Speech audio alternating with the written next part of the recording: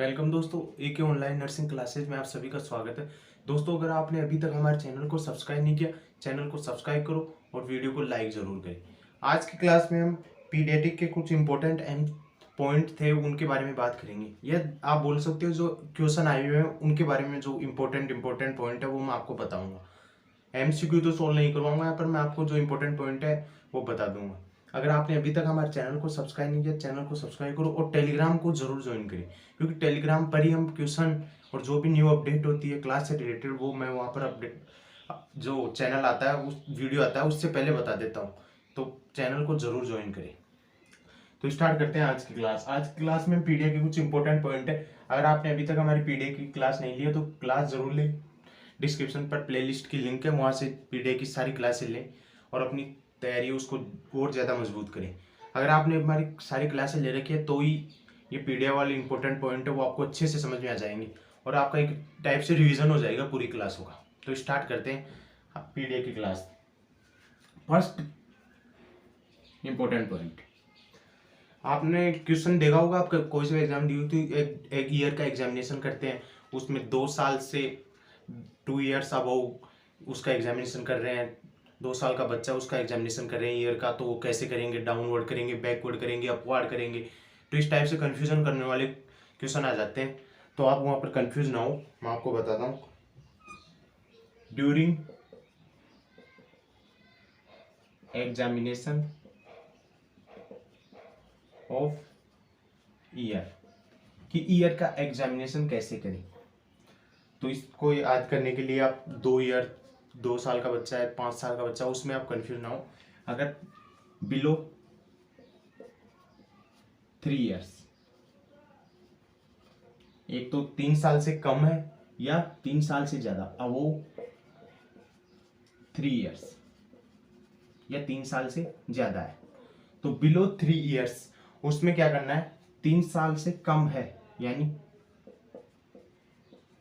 Downward. क्या 3 साल से कम है तो उसका डाउनवर्ड एंड बैकवर्ड। आ गए समझ में। और 3 साल से ज्यादा उम्र का है बच्चा, 3 साल से ज्यादा एज है तो उसका अपवर्ड एंड बैकवर्ड। तो ये उतार लो फर्स्ट पॉइंट। ये क्वेश्चन आते रहते हैं कि ईयर का एग्जामिनेशन, 3 ईयर्स का चाइल्ड का एग्जामिनेशन कर रहे हैं, तो 4 ईयर्स के चाइल्ड का एग्जामिनेशन कर रहे हैं तो वो कैसे करे, क्वेश्चन में दे देगा डाउनवर्ड, बैकवर्ड, इस टाइप से। एक एक एक ये एमसीक्यू में ये एक ऑप्शन ये दे देगा, एक ये दे देगा, एक दे देगा बैकवर्ड एंड डाउनवर्ड, इस टाइप से। तो आप कंफ्यूज ना हो, इसमें ये ध्यान रखो कि 3 साल से कम है यानी 3 साल से कम यानी डाउनवर्ड, और 3 साल से ज्यादा यानी अपवर्ड। तो downward and backward, upward and backward. तो ये फर्स्ट पॉइंट था। सेकंड पॉइंट, क्वेश्चन आते रहते हैं, रिपीट हुए हैं, वही पॉइंट बता रहा हूं मैं आपको। Second point, first pair of the teeth. First pair of the teeth कौन से होते हैं चाइल्ड में, जो सबसे पहले इरप्ट होते हैं। कमेंट करो जल्दी से। First pair of teeth in child.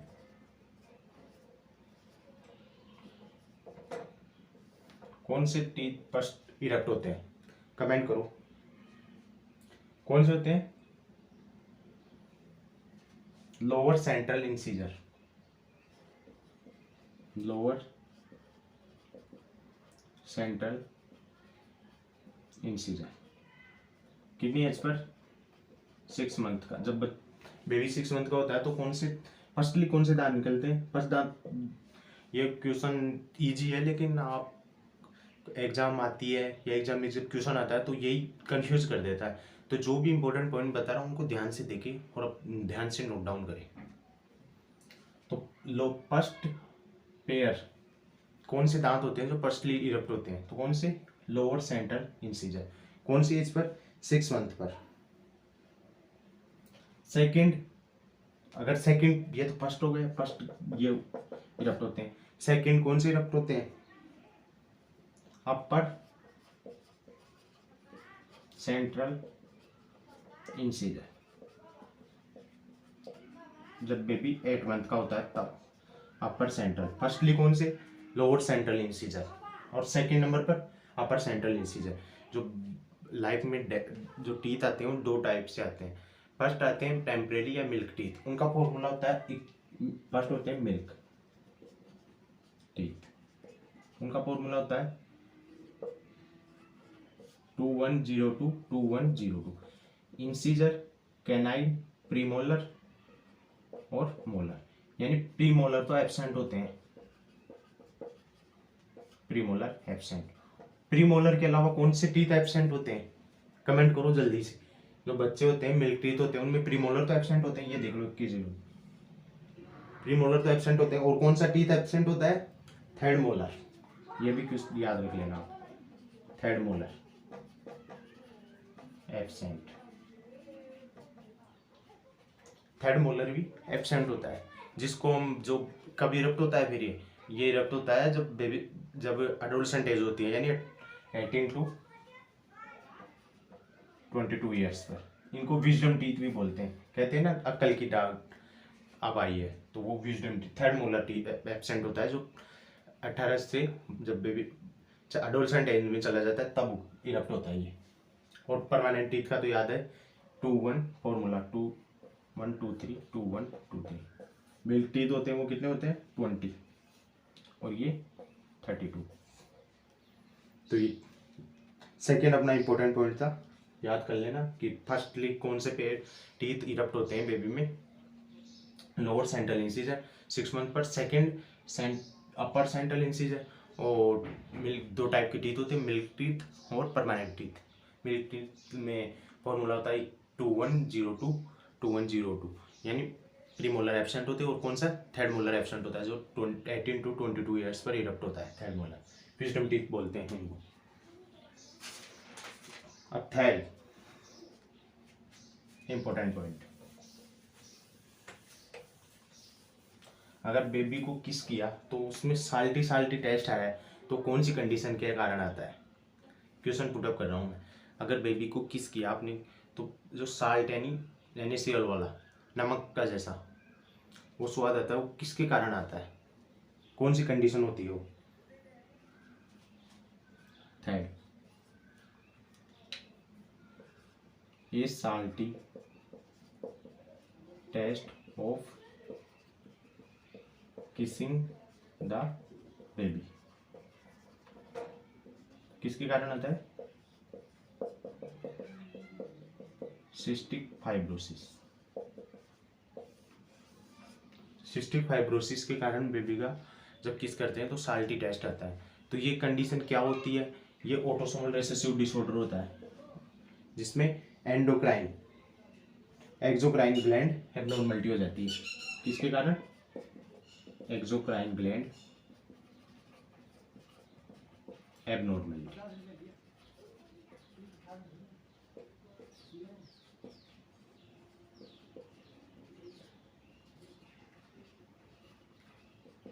और ये ऑटोसोमल रिसेसिव डिसऑर्डर, ऑटोसोमल यानी हमने जो ह्यूमन होता है उसमें 2 टाइप के क्रोमोसोम होते हैं, एक तो सेक्स क्रोमोसोम और एक ऑटोसोमल।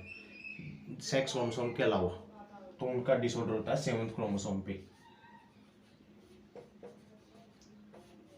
तो ये भी कंडीशन इंपॉर्टेंट पॉइंट है, याद रख लेना। जिसको सिस्टिक फाइब्रोसिस की कंडीशन को पता लगाने के लिए टेस्ट होता है स्वेट क्लोराइड टेस्ट, मैं बताता हूँ आपको कौन सा होता है, स्वेट क्लोराइड टेस्ट। इसमें स्वेट क्लोराइड टेस्ट में क्या करते हैं, स्वेट कलेक्ट करते हैं। स्वेट कलेक्ट करने के लिए पाइलोकार्पिन, पहले पाइलोकार्पिन एडमिनिस्टर करते हैं। स्वेट क्लोराइड टेस्ट होता है सिस्टिक फाइब्रोसिस की कंडीशन को असेस करने के लिए। इसमें फर्स्ट टेस्ट कैसे करते हैं, इसमें पाइलोकार्पिन एडमिनिस्टर करते हैं। पाइलोकार्पिन क्या करता है, पाइलोकार्पिन का काम क्या होता है, स्टिमुलेट करता है ग्लैंड्स को, सीक्रेशन को क्या करता है, स्टिमुलेट, जैसे सेलाई हुआ, स्वेट हुआ, उनका सिक्रेशन को बढ़ा देता है, तो इसके कारण पाइलोकार्पिन एडमिनिस्टर करते हैं। फिर 75 ग्राम स्वेट 75 ग्राम स्वेट कलेक्ट करते हैं और फिर उसमें NaCl यानी सोडियम और कार्बन क्लोराइड का लेवल असेस करते हैं, क्लोराइड का कंसंट्रेशन चेक करते हैं। तो क्लोराइड कंसंट्रेशन,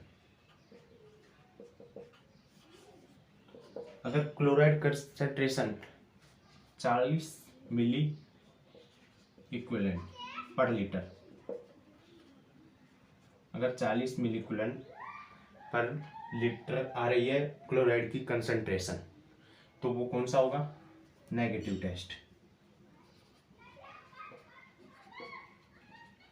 क्या होगा? Negative test. अगर क्लोराइड की कंसंट्रेशन 40 to 60 यानी above 60 milliequivalent per litre, तो पॉजिटिव टेस्ट। पॉजिटिव टेस्ट है सिस्टिक फाइब्रोसिस का, जिसके कारण क्लोराइड का स्वेट में क्लोराइड का लेवल या कंसंट्रेशन ज़्यादा हो जाती है। तो उसको टेस्ट, सिस्टिक फाइब्रोसिस की कंडीशन को असेस करने के लिए या डायग्नोस करने के लिए कौन सा टेस्ट करते हैं? स्वेट क्लोराइड टेस्ट, जिसमें पाइलोकार्बिन एडमिनिस्टर करते हैं। पाइलोकार्बिन क्यों एडमिनिस्टर करते हैं मैंने बता दी, जिसके कारण क्या होता है? बॉडी की सिक्रेशन स्टिमुलेट हो जाते हैं, जैसे सलाइवा का हुआ, स्वेट हुआ, उसका सिक्रेशन बढ़ जाएगा, जिसके कारण फिर हम देखते हैं, इसमें कंसंट्रेशन चेक करते हैं। अगर 40 मिली इक्विवेलेंट पर लीटर आ रहा है क्लोराइड की कंसंट्रेशन, तो नेगेटिव टेस्ट कर देंगे कि उसमें सिस्टिक फाइब्रोसिस कंडीशन नहीं है। अगर 60 मिली इक्विवेलेंट पर लीटर से ज़्यादा आ रहा है तो पॉजिटिव टेस्ट होगा। लेकिन इसमें एक कंडीशन होती है, अगर बेबी की एज 3 मंथ है और उसका 40 मिली इक्विवेलेंट पर लीटर आ रहा है, तो वो भी पॉजिटिव टेस्ट होता है, पॉजिटिव टेस्ट। तो ये कंडीशन ध्यान रख लेना स्पेशल, अगर बेबी की एज 3 मंथ है। तो ये थर्ड इंपॉर्टेंट पॉइंट था सिस्टिक फाइब्रोसिस, जिसमें बेबी को किस करते हैं तो साल्टी टेस्ट आता है। अगला पॉइंट फोर्थ,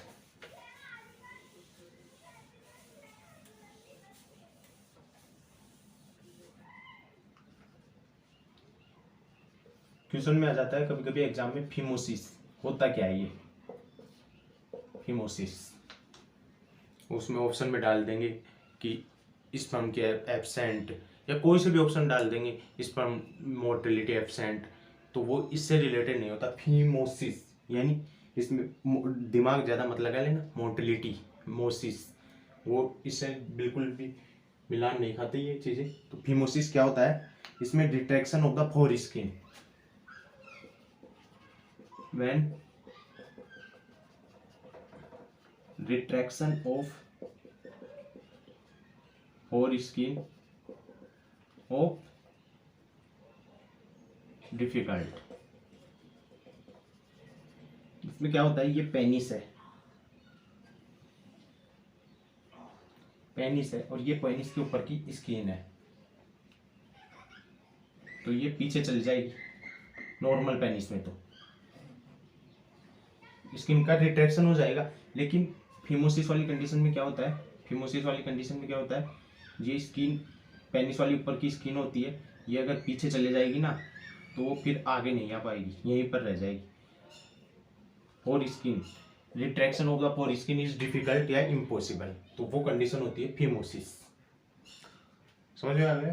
फीमोसिस क्या होती है? Retraction of the four skin is difficult. अब अगला पॉइंट, एजोस्पर्मिया। ये 2-3 चीजें देख लो आप यहीं पर। Azoospermia,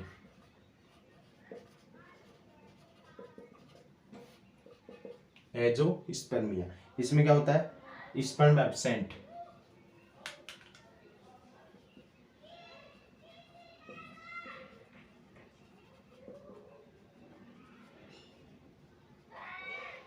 sperm absent in semen, azoospermia. और एक और कंडीशन होती है एस्पर्मिया,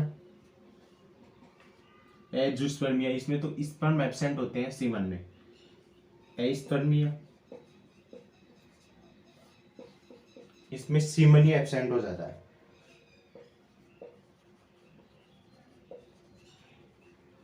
सीमन एब्सेंट। एजोस्पर्मिया तो स्पर्म एब्सेंट होते हैं, लेकिन एस्पर्मिया यानी इसमें सीमन ही एब्सेंट हो जाता है।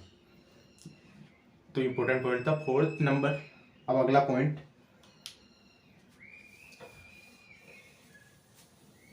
जो आप मैं बता रहा हूँ वो पॉइंट जो आपने मेरी क्लासेस ले ली और फिर भी आपको जो क्वेश्चन होते हैं एमसीक्यू वो सोल्व करने में दिक्कत आए, या आप जहाँ पर आप कंफ्यूज हो जाओ, या आपको करने जो एमसीक्यू इजीली सोल्व नहीं हो रहे, तो ये क्लास लेने के बाद आपको कोई सा भी एमसीक्यू हो पीडियाट्रिक का, जो मैंने इंपॉर्टेंट जो कंफ्यूज क्रिएट करते हैं वो एमसीक्यू सोल्व करवा रहा हूँ मैं, वो एमसीक्यू के इंपॉर्टेंट पॉइंट दे रहा हूँ आपको। 5th नंबर, 5th नंबर में आता है क्वेश्चन आ जाए यार, lack of protein and energy. अगर प्रोटीन और एनर्जी की कमी हो या डेफिशिएंसी, एनर्जी डेफिशिएंसी, तो कौन सी कंडीशन होगी, तो उसमें क्वेश्चन में आ जाएंगे क्वाशियोकोर, मरासमस, प्रोटीन डेफिशिएंसी, या कोई से भी ऑप्शन आ जाएंगे। तो उसमें से आपको क्या टिक करना है। मैंने क्लास ले रखी है, क्लास प्रोटीन वाली, डेफिशिएंसी वाली, क्वाशियोकोर और मरासमस वाली दोनों की, एनर्जी माल न्यूट्रिशन वाली, तो उस क्लास को देख ले। अगर फिर भी आपको क्लास में कुछ समझ में नहीं आए तो मैं आपको एक बार रिपीट करवा देता हूँ। प्रोटीन, उसमें दो चीज़ें बताई थी मैंने, प्रोटीन और एनर्जी। अगर प्रोटीन की डेफिशिएंसी के कारण कोई कंडीशन हो रही है तो उसको वो होती है क्वाशियोकोर। इसमें एडिमा होता है पर्सन को। लेकिन अगर प्रोटीन और एनर्जी दोनों की डेफिशिएंसी हो जाए, प्रोटीन और एनर्जी, तो वो कौन सी कंडीशन हो जाएगी, मरासमस। तो ये आप क्वाशियोकोर और मरासमस में से ज़्यादा कंफ्यूज मत हो ना। मरासमस मरा, इसमें प्रोटीन और एनर्जी दोनों ही खत्म है, बिल्कुल खत्म है आदमी, और lack of the protein and energy. अगर प्रोटीन की डेफिशिएंसी है तो वो क्वाशियोकोर। अब क्वेश्चन में क्या है, lack of the protein and energy, तो कौन सी कंडीशन आ जाएगी, मरासमस। तो ये ध्यान रखना हो, 5th नंबर का इंपॉर्टेंट पॉइंट था। अगला पॉइंट 6th, ये भी क्वेश्चन आ जाता है एमसीक्यू में। First dose of vitamin A किसके साथ लगाते हैं और कब लगाते हैं। विटामिन ए की फर्स्ट डोज किसके साथ लगाते हैं और फर्स्ट डोज कब लगाते हैं, तो कौन से किसके साथ लगाते हैं, मीजल्स के, और कब, 9 मंथ। ये भी आपको याद रखना है। ये अपनी वैक्सीनेशन वाली क्लासें आएगी, इम्यूनिटी वाली क्लासें, तो उसमें वैक्सीन सभी टाइप के टीके सब चीज़ें बताऊंगा मैं आपको। तो ये इंपॉर्टेंट पॉइंट था, उसको याद रखो आप। अभी तो first dose of the vitamin A किसके साथ, मीजल्स के, और 9 मंथ पर देते हैं। अगला पॉइंट 7th नंबर,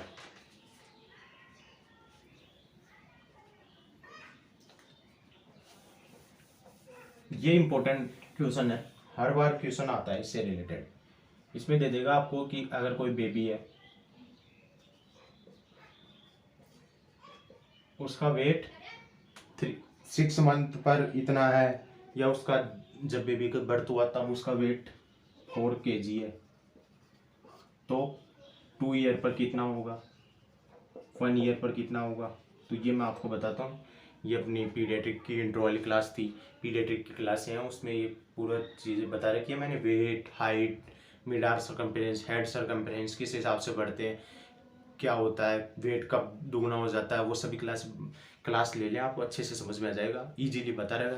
लेकिन मैं आपको फिर भी एक बार रिपीट करा देता हूँ। जो बेबी होता है,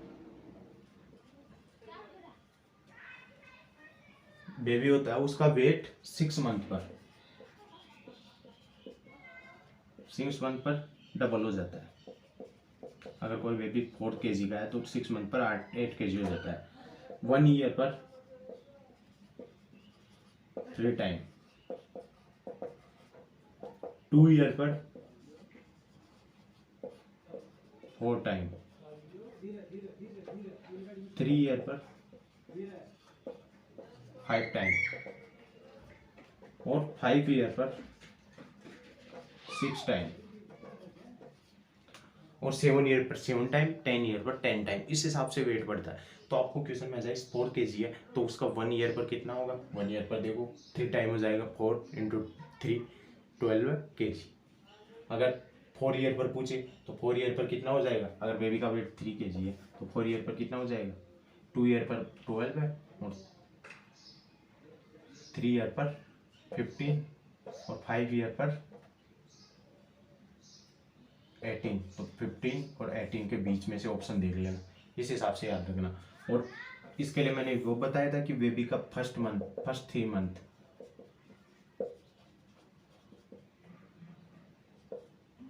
कितना पड़ता है, 15 to 30 ग्राम पर डे, यानी 750 to 90 gram per day wait बढ़ता है। और 6 मंथ 1 ईयर तक 400 ग्राम। तो ये भी मैंने आपको, उस क्लास लोगे तो आपको अच्छे से समझ में आ जाएगा। तो ये अगला इम्पोर्टेंट पॉइंट था अपना। अब अगला पॉइंट 8 नंबर,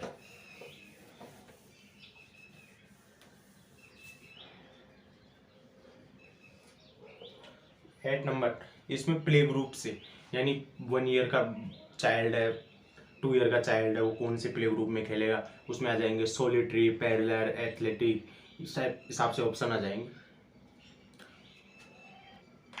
तो उनको याद करने का या बेस्ट तरीका क्या है जिससे आप इजीली एमसीक्यू या जो भी क्वेश्चन एग्जाम में आए हो वहाँ पर आसानी से जवाब दे सको उसका।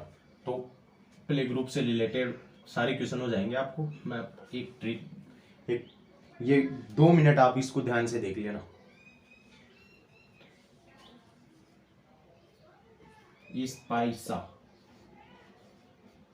S means solitary, P means parallel, I means imaginary,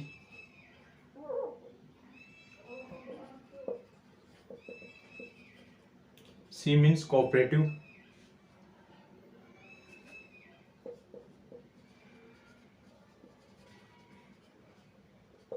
A means athletic,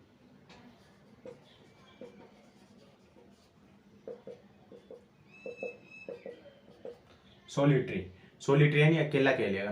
कौन सा, अप टू 1 ईयर, जब तक बेबी 1 ईयर का होता है। और 1 ईयर को क्या बोलते हैं, इन्फेंट के लिए कौन सा play group, solitary. Parallel 1 to 3 years या toddler. Imaginary preschool 3 to 6 year, preschool age. Cooperative school age 6 to 12 school age. ये एथलेटिक एडोलसेंट कौन से, 12 to 18 एडल्ट। तो ये प्ले ग्रुप से रिलेटेड स्पाइस था, ये याद रख लेना। और मैंने अच्छे से बता रखा है कि जब बेबी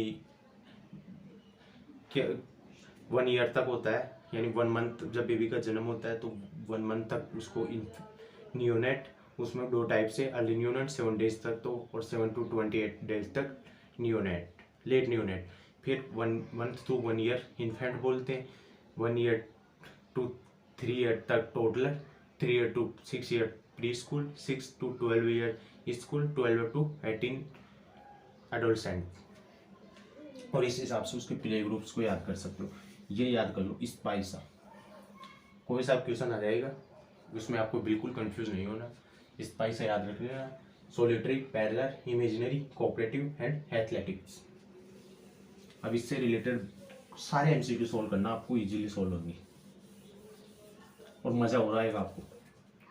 अब अगला 9 number,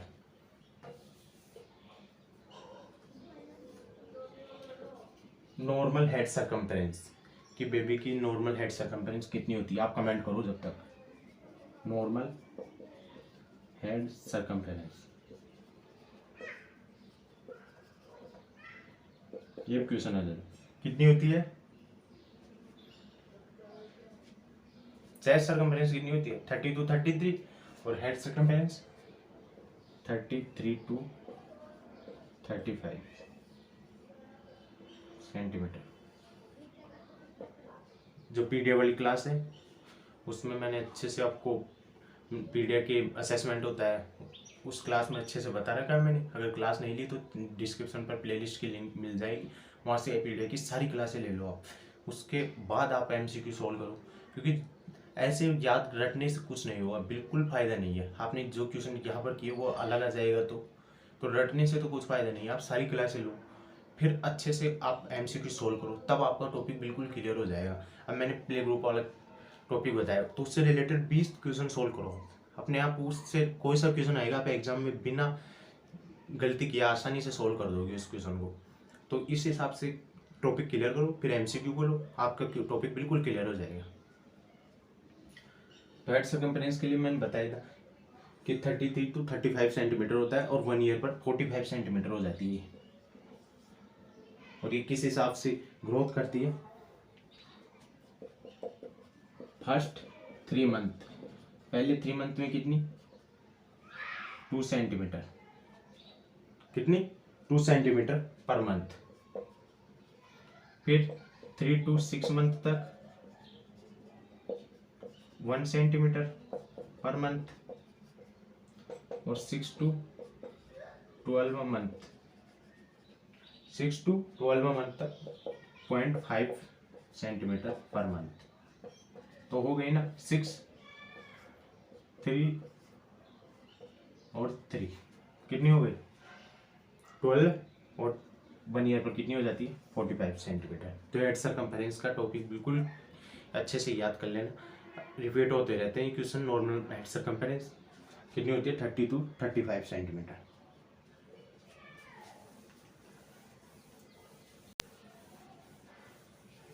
ten number,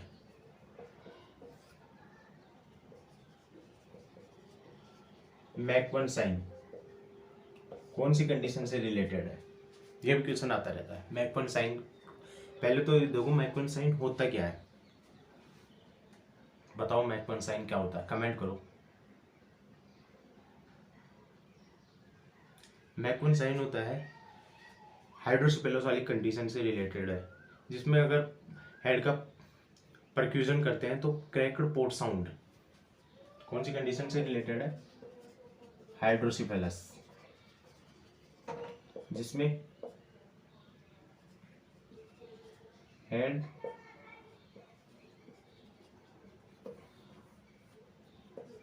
cracked port sound when percussion of head.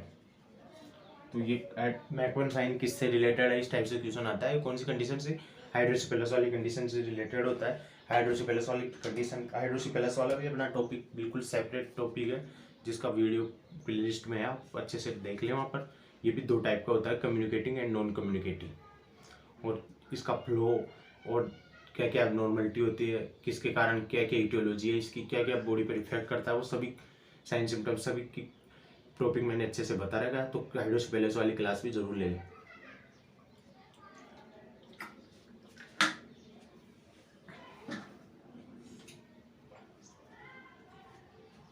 ये सन सेटिंग, ये भी हाइड्रोसिपेलस वाली कंडीशन से रिलेटेड है। इसमें क्या होता है, व्हाइट स्क्लेरा हो जाते हैं। क्या होता है, sclera covered by lower eyelid, जिसके कारण सन सेटिंग वाली कंडीशन हो जाती है। तो ये भी अच्छे से याद रख लेना कि मैकवन साइन और सन सेटिंग हाइड्रोसिपेलस वाली कंडीशन से रिलेटेड है। अब अपना 11 नंबर, क्लास बड़ी होगी थोड़ी, क्योंकि सारे जो पीडीए की इम्पोर्टेंट है वो मैं आपको इम्पोर्टेंट पॉइंट है, ये जो भी एमसीक्यू से मैंने अच्छे से सोल्व करके जो जो इम्पोर्टेंट निकाले पॉइंट वो बताऊंगा। तो क्लास थोड़ी लंबी हो जाएगी आज।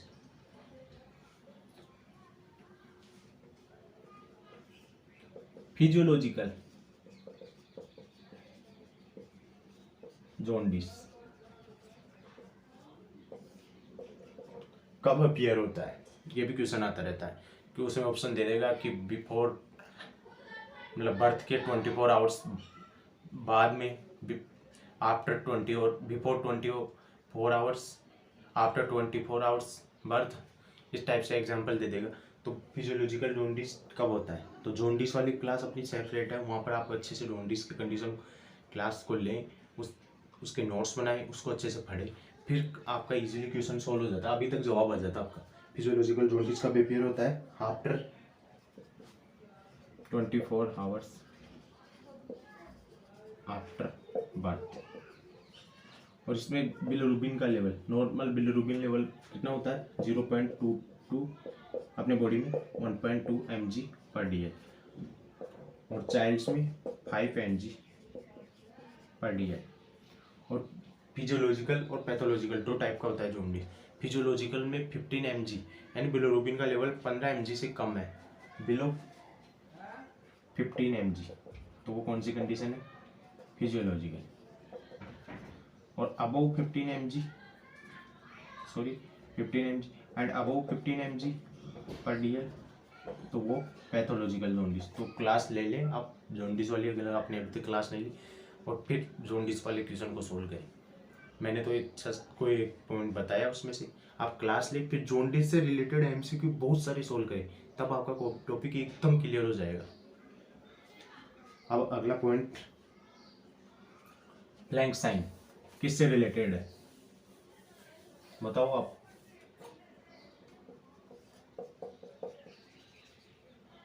फ्लैग साइन,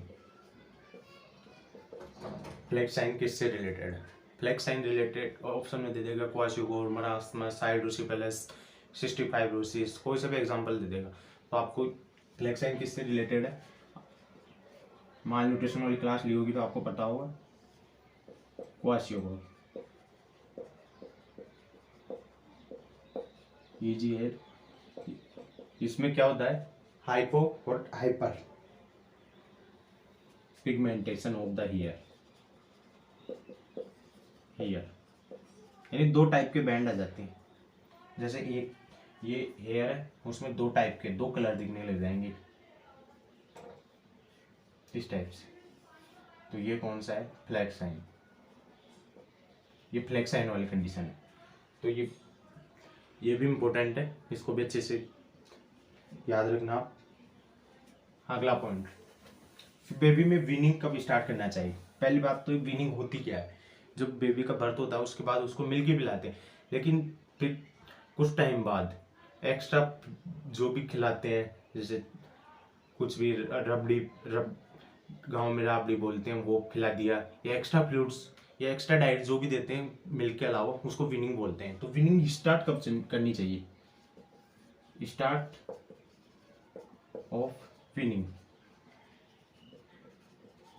कब स्टार्ट करनी चाहिए, वीनिंग स्टार्ट करनी चाहिए 6 मंथ ऑफ बेबी, जब बेबी 6 मंथ का हो जाए तब। तो ये भी याद रख लेना आप, क्योंकि एमसीक्यू आता है तब वो ऐसे नहीं दिखता इजी है, क्वेश्चन आ गया तो वो एक ही नंबर का है, और जो हार्ड आ गया या जो क्वेश्चन आपके समझ में वो भी एक ही नंबर का है। तो ये छोटे छोटे पॉइंटों को अच्छे से ध्यान रखें कि वीनिंग कभी स्टार्ट करते हैं, 6 मंथ का हो जाता है बेबी जब।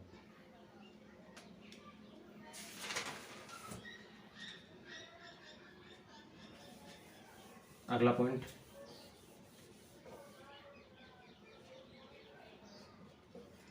Maximum marking of Apgar score, कितनी होती है मैक्सिमम मार्किंग, 10। अब अबगार स्कोर क्या होता है, जिसने क्लास ही नहीं ली उसको क्या पता होगा अबगार स्कोर क्या होता है। बेबी की जब बर्थ होता है तो उसमें इनिशियल केयर, बर्थ के बाद में जो केयर लेते हैं उसमें एयरवे क्लियरेंस, बेबी के एयरवे को क्लियरेंस, फिर अबगार स्कोरिंग करते हैं। अबगार स्कोरिंग में 5 पैरामीटर थे, बेबी की हार्ट रेट, बेबी की हार्ट रेट देखते हैं, मैं आपको बना के बताता हूँ। 10 मार्किंग होती है, इसमें मिनिमम मार्किंग 0 होती है, बेबी की पहले देखते हैं हार्ट रेट। अगर एब्सेंट है तो उसकी मार्किंग दे देंगे कितनी, 0।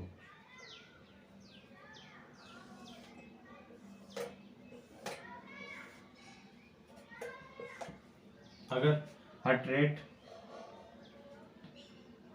बीट कितनी है, 100 से कम है, बीट पर मिनट, तो 1 दे देंगे।